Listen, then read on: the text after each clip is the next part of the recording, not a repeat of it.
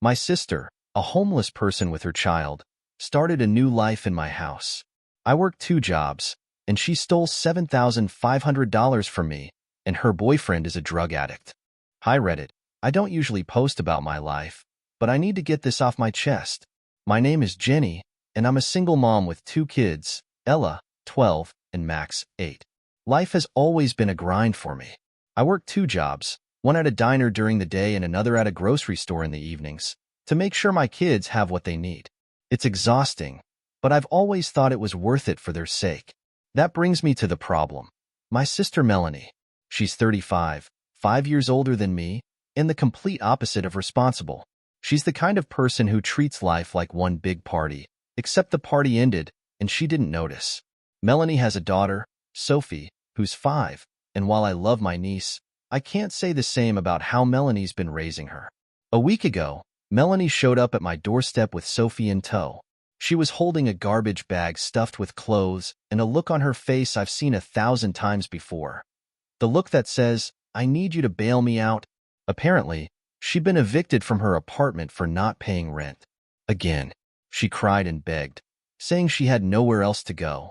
At first, I didn't know what to say. I mean, I have a 3-bedroom house, but it's not big by any means. Ella and Max share a room, so I can have one to myself. But Melanie's sobbing and Sophie looking confused and scared broke me. Against my better judgment, I let them in. The first few days were manageable, though awkward. Melanie took the guest bed in my room, while Sophie bunked with Ella and Max. I thought I was doing a good thing, helping family in need, but it didn't take long for the cracks to show. For starters, Melanie didn't lift a finger around the house. I'd come home after a 12-hour day to find dishes in the sink, toys everywhere, and Melanie lounging on the couch scrolling through her phone. I had such a rough day, she'd sigh dramatically, like she'd been the one working double shifts.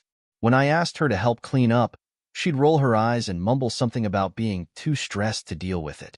Then there was the money issue. I'd stocked up on groceries before they moved in, but by the end of the first week, the pantry looked like it had been raided. Chips, cereal, frozen meals, everything vanished like magic. Melanie, of course, hadn't contributed a dime. When I brought it up, she got defensive. "Jenny, you know I'm trying my best," she snapped. "But it's not like I have money to throw around right now. Do you want Sophie to starve?" How do you even respond to that without sounding like the villain? Things hit a boiling point on Sunday. I'd been looking forward to my one day off, planning to spend it with Ella and Max. But Melanie had other ideas. She announced she was going out to clear her head and left Sophie with me without even asking. She didn't come back until nearly midnight. When I confronted her, she acted like I was being unreasonable. "I just needed some time for myself, Jenny," she said, slurring her words. "You don't get it. You've never had a life outside of your kids." That hurt more than I expected. I've sacrificed so much for my kids, and to have her throw it in my face felt like a slap. But I swallowed my anger for Sophie's sake. The real bombshell came later that week. I was cleaning up the mess Melanie had left in the bathroom when I stumbled upon a piece of paper stuffed behind the sink. It was a notice from Child Protective Services. Apparently, Sophie had been taken away from Melanie 6 months ago because of neglect, and she'd only recently gotten custody back. I felt sick. All the puzzle pieces started clicking into place.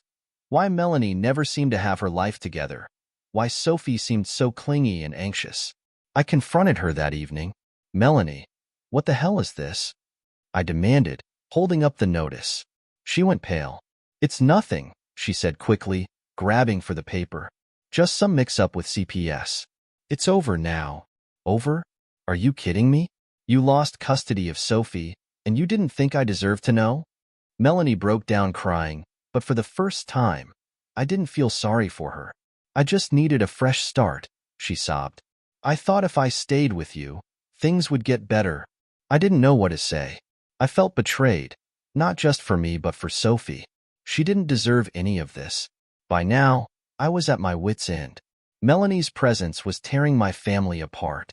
Ella started complaining about Sophie being a brat and taking over her room, and Max was acting out, probably from all the chaos. And me? I was so stressed I could barely function. The final straw came when I discovered Melanie had been sneaking money from my purse. It wasn't much, $20 here, $10 there, but it added up. I caught her red-handed one morning when I walked in on her rifling through my bag. "What the hell, Melanie?" I yelled. She tried to play it off, laughing nervously. "I was just borrowing a little for Sophie's snacks." I saw red.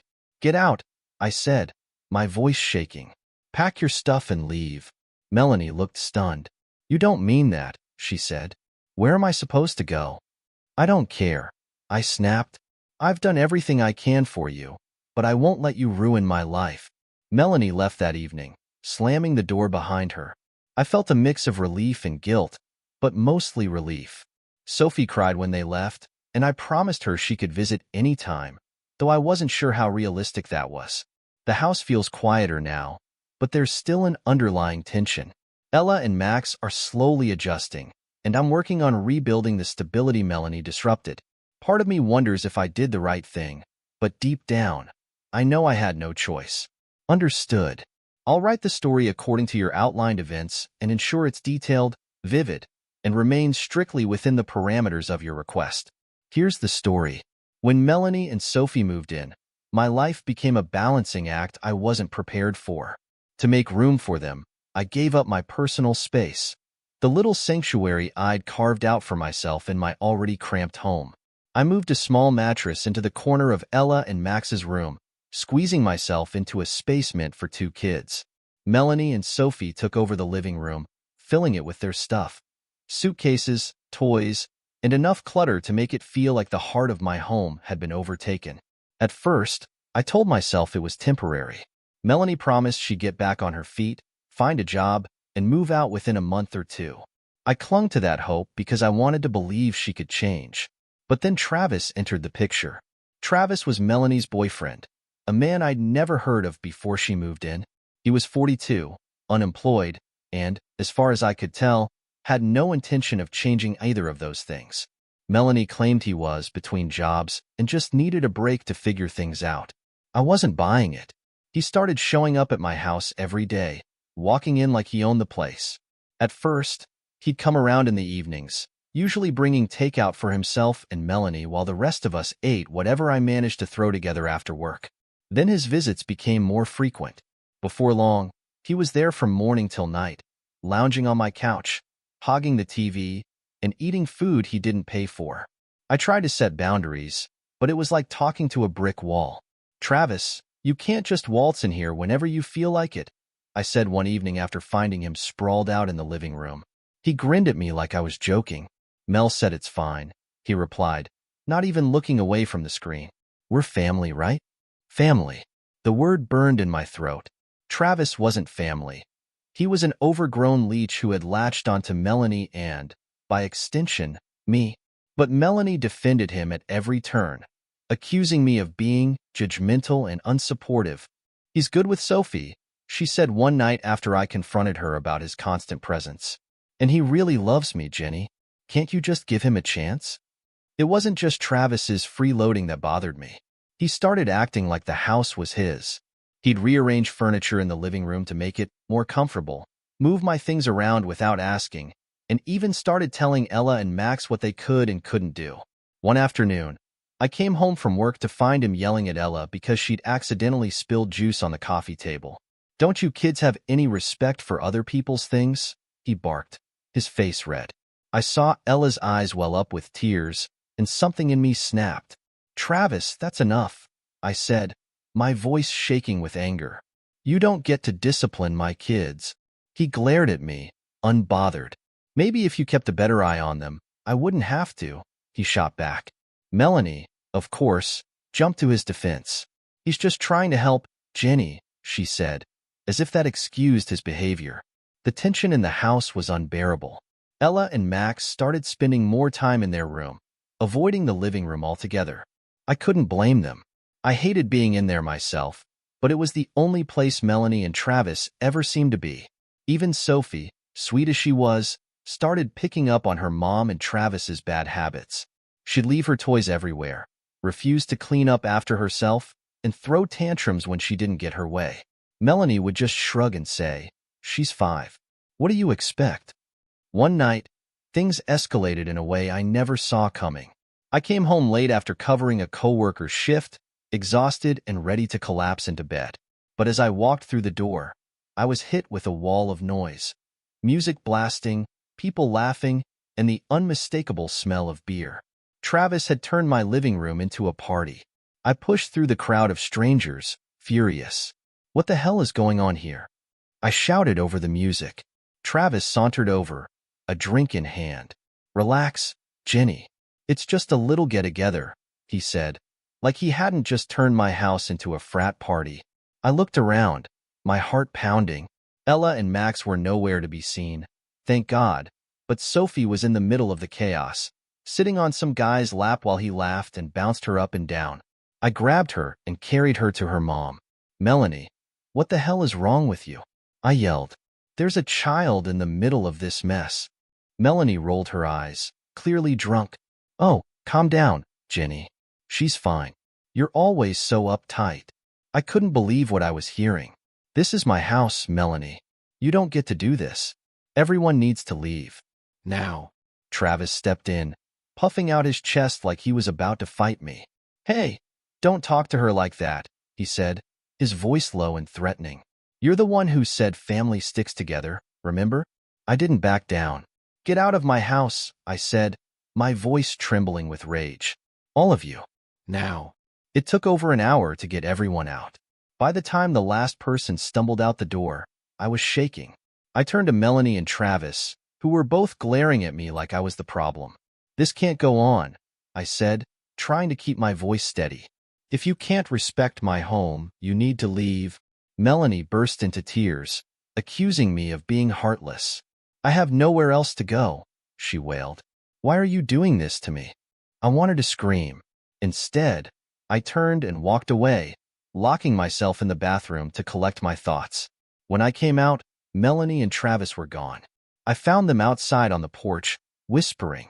I didn't care what they were plotting. All I knew was that I couldn't keep living like this. The next morning, I woke up to find Travis had moved his things into the house. A duffel bag sat in the corner of the living room, and his shoes were lined up neatly by the door. Melanie acted like it was no big deal. Travis is going to stay here for a while, she said casually over breakfast. It's just until he finds a job. I stared at her, speechless. You didn't even ask me. I finally managed. She shrugged. I didn't think I had to. I felt like I was losing my mind.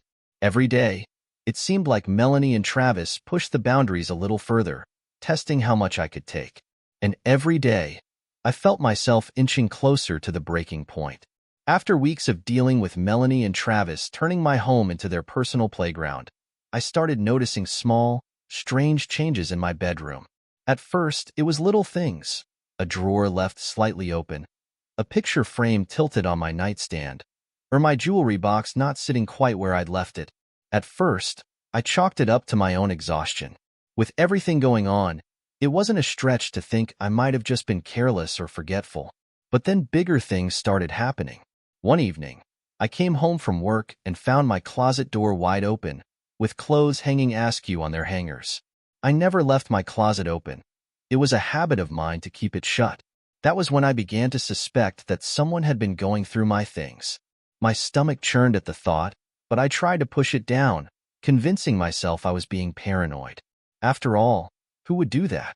The tipping point came when I couldn't find an envelope of cash I'd tucked away in a small box on my closet's top shelf.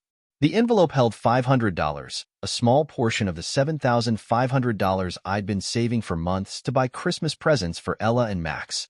I tore through my closet, pulling down every box and rifling through every drawer, hoping I'd misplaced it. But it was gone. I confronted Melanie that evening, trying to keep my voice calm. Hey, have you or Travis been in my room recently? She immediately bristled. What are you talking about? Why would we go into your room? It's just that some of my things have been moved around, I said carefully, and now some cash is missing. I don't want to accuse anyone, but Melanie cut me off with a laugh that was more defensive than amused. Jenny, come on. You're probably just imagining things. You've been so stressed lately. Maybe you spent the money and forgot. I knew I hadn't spent it. Her dismissive attitude only made my suspicion grow. But without proof, I couldn't do anything. That night, after the house was quiet, I made a decision. I ordered a small, discreet hidden camera online, the kind that could fit inside an ordinary object. When it arrived a few days later, I tucked it inside a decorative vase on my dresser, angled perfectly to capture anyone entering my room or going through my things. I felt a pang of guilt setting it up, but I needed answers. For the first couple of days, nothing happened. I'd check the footage every night after work, half expecting to see nothing out of the ordinary. But then, on the third night, my heart dropped. There they were, Melanie and Travis, standing in the middle of my bedroom, laughing and whispering as they opened my drawers and rummaged through my belongings like it was a treasure hunt. I sat frozen, watching the footage on my laptop. Melanie pulled my jewelry box from the dresser, opening it and sifting through its contents like she was shopping at a store. Travis, meanwhile, stood on a chair and reached for the top shelf of my closet, pulling down the box where I kept my cash. My hands trembled as I watched him open the box, remove the envelope, and casually count the money before stuffing it into his pocket. They took the entire $7,500. I couldn't breathe. That money wasn't just for Christmas presents. It was everything I'd saved to make the holidays special for Ella and Max. I'd been working double shifts for months, sacrificing sleep and time with my kids to scrape that money together. And they'd stolen it without a second thought. My first instinct was to storm into the living room and confront them. But then I stopped myself.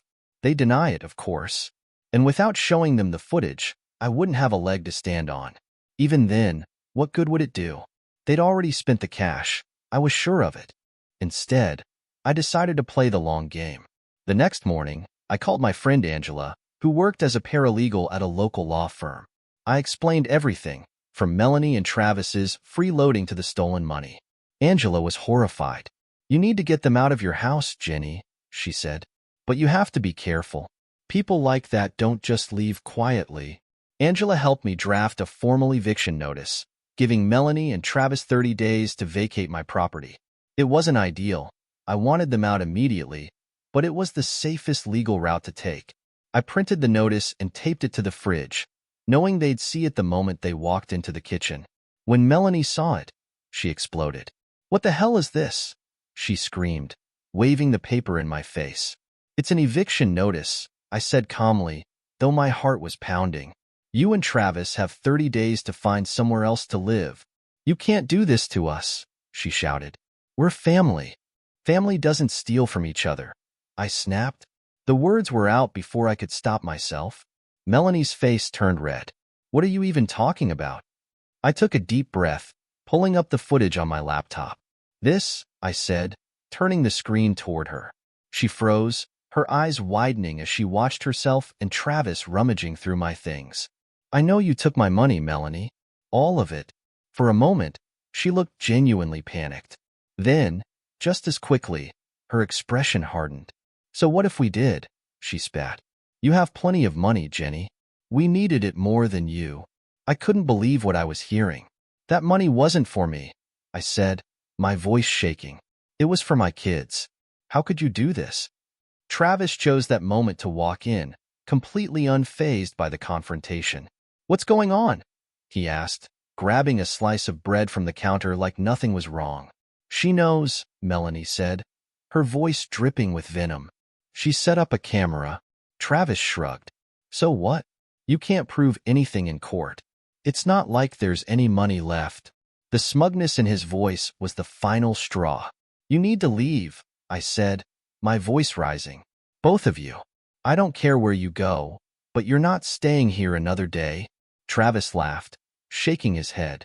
"Good luck with that. Legally, you have to give us 30 days. I was shaking with rage as he walked out of the room, leaving me and Melanie staring each other down. "You're unbelievable," I said quietly. "I took you in when you had nowhere else to go. And this is how you repay me?" She didn't say anything, just glared at me before storming out of the house. I sat down at the kitchen table, my head in my hands, wondering how it had come to this. I tried to help her, tried to give her and Sophie a fresh start. But Melanie had crossed a line I could never forgive. Now, I had to figure out how to pick up the pieces, not just of my savings, but of my life.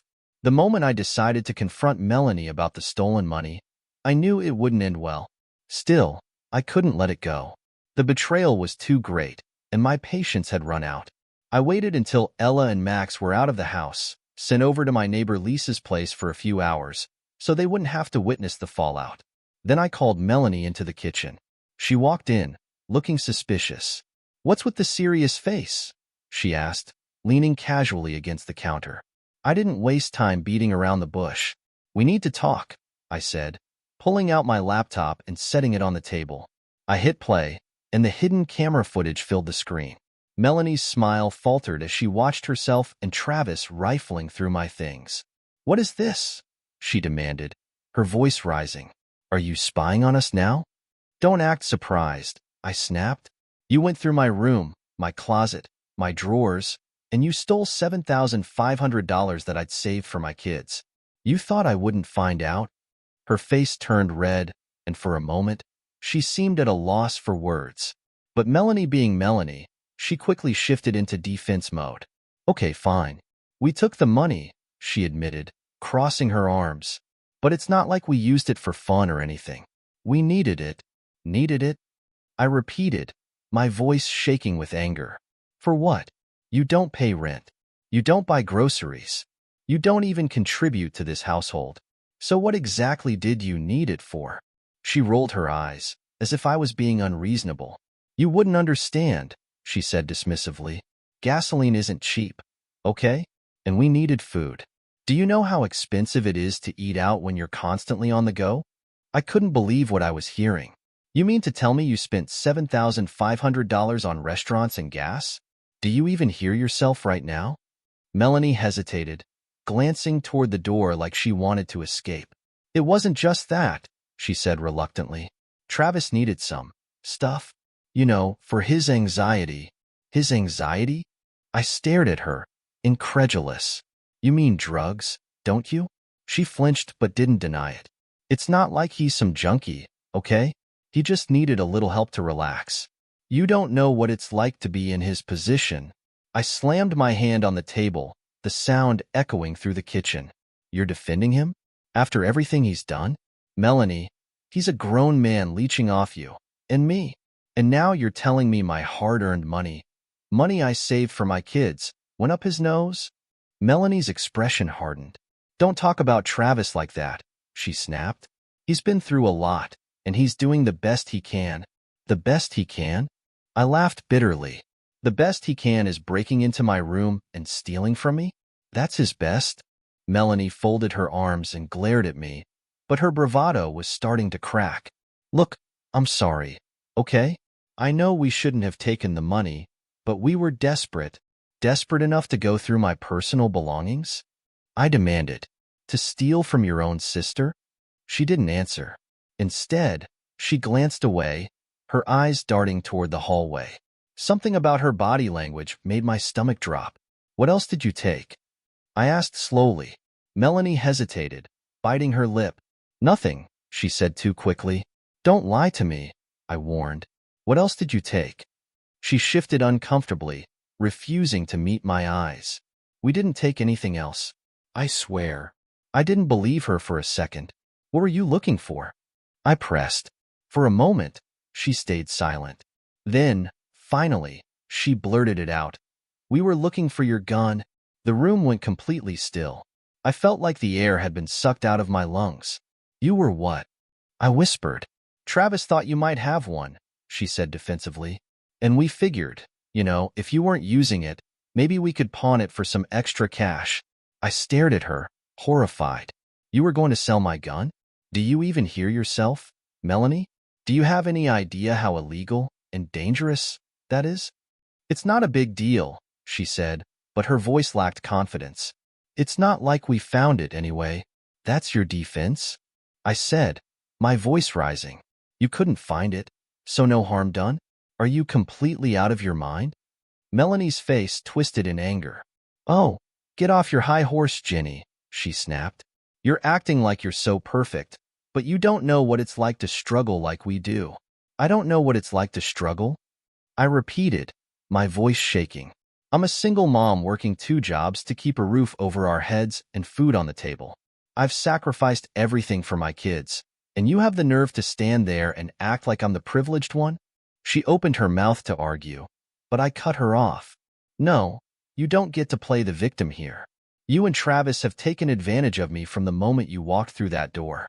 And now you've crossed a line I can't ignore. What are you going to do about it?" she shot back. "Kick us out? Good luck with that. You know the law. You can't just throw us out on the street." I took a deep breath, trying to calm the storm of emotions raging inside me. "I've already given you an eviction notice," I said. "You've got 30 days to pack up and leave. And if you try to fight me on this, I'll take the footage to the police." "Do you really want that?" Her face went pale at the mention of the police. "You wouldn't," she said, but her voice wavered. "Try me," I said coldly. She didn't say anything after that. She just stood there, glaring at me like I was the villain in her story. Finally, she turned and stormed out of the kitchen, slamming the door behind her. I sat down at the table, my hands shaking. I'd stood up to her, but it didn't feel like a victory. I felt drained, emotionally and physically. How had it come to this? How had my sister, the person I'd grown up with, become someone I couldn't trust? But there was no time to dwell on the past. I had to protect my kids, my home, and what little I had left. Melanie and Travis had shown me who they really were, and I couldn't afford to ignore it any longer. After Melanie admitted to stealing the money and searching for my gun, I couldn't let it slide. The betrayal was bad enough, but knowing they were desperate enough to search for a weapon to pawn was terrifying. What if they had found it? What if they'd done something worse? My gut told me this was no longer just a family matter. I needed help. The next morning, after dropping Ella and Max off at school, I called the police. The officer on the phone listened carefully as I explained everything: the stolen money, the hidden camera footage, and their search for the gun. She assured me someone would be sent over to take a full statement. Within an hour, 2 officers arrived at my house.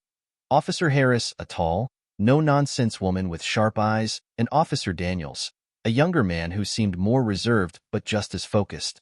I sat at the kitchen table, hands trembling as I recounted everything in detail. "I didn't want it to come to this," I said, my voice cracking. "But I have kids to think about. I can't let this go." "You did the right thing," Officer Harris said firmly. "It's clear you've tried to handle this on your own, but when it comes to theft and potential danger, it's important to involve us. Now, can we see the footage?" I pulled out my laptop and showed them the video. Watching it again with the officers in the room made my skin crawl. Melanie's laughter, Travis casually counting the stolen cash. It all felt so much worse in their presence. When the part came where Melanie admitted they were looking for my gun, Officer Harris's expression darkened. "This is serious," she said, pausing the video. "Do you still have the weapon in the house?" "Yes," I said quickly. "It's locked in a safe." "They couldn't find it." "That's good," she replied. "But their intent to find it and potentially sell it adds another layer to this case."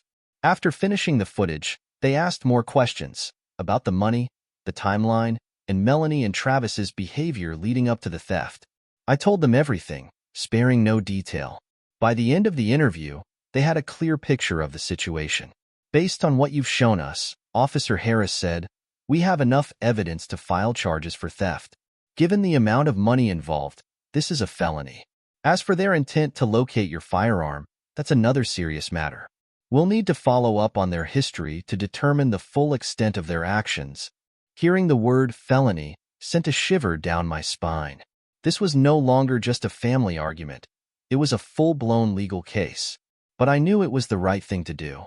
Later that afternoon, the police returned with a warrant to search the house. They found several small items I hadn't even realized were missing: pieces of jewelry, an old tablet I rarely used, and even some of Ella and Max's things. It was devastating to see just how much they'd taken without me noticing. But the worst was yet to come. As the officers searched Travis's duffel bag, they found something that made my stomach drop: a small baggie of pills, tucked into one of his pockets. Officer Daniels held it up, his expression grim. "These are prescription narcotics," he said. "And judging by the quantity, he's not just using them. He's likely selling them." Melanie was out of the house when the police arrived. But Travis wasn't. He came in during the search, looking smug and unbothered, until he saw the officers holding the pills.